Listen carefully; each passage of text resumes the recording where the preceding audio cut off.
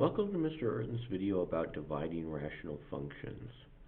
I know it's a rational function, obviously, because I have a numerator and a denominator. It's set up like a fraction or a ratio. That's why it's called a rational function. And what we find is that we can treat it like a fraction. If I divide fractions, I end up multiplying by the reciprocal. So I leave the first one the way it is.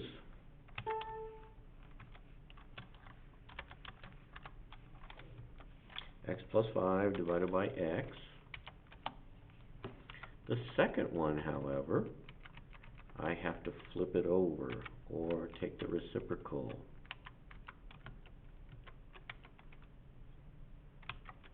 So I change it to multiplication, and when I take the reciprocal, I put the denominator in the numerator. So I'll take that x and put it in the numerator.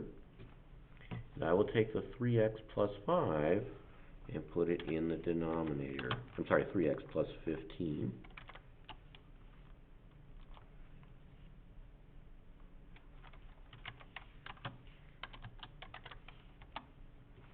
The second thing I'm going to do is now to simplify it. Once again, I'm going to simplify before I multiply.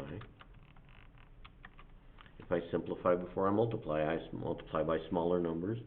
I multiply by smaller expressions as well. In order to simplify, though, I need to factor. I need to have all my factors. If I'm going to cancel a factor on the bottom, cancel a factor on the top, I need to have my denominators and my numerators factored. There's no factoring that I can do on these. I just have x. And here I have x plus 5. There's nothing in common between the x and the 5 that I can take out. But in the denominator here, I have a 3 in common. I have 3 times x plus 3 times 15. So I'm going to factor out that 3.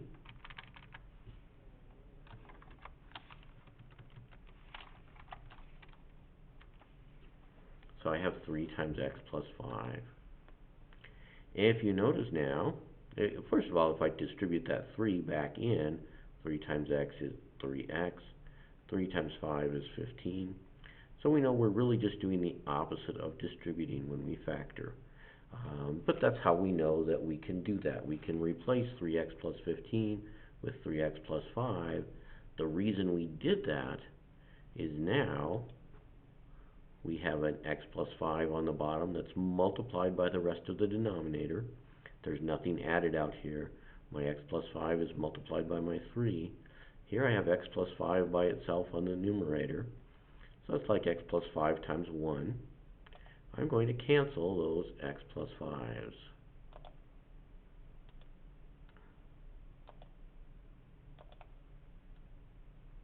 And most of you, I think, have probably already noticed we can cancel the x's as well.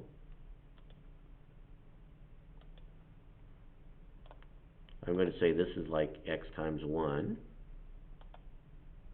So I'm going to replace that x. When I cancel the x, I'm going to put a 1. And to cancel that, I need to cancel an x on the bottom, so I'll cancel that x and replace that with a 1. And of course, I should have had a 1 in the numerator. When I canceled the x plus 5, that leaves me with 1. So now in my numerator, I have 1 times 1, which is 1. In my denominator, I have 1 times 3, which is 3.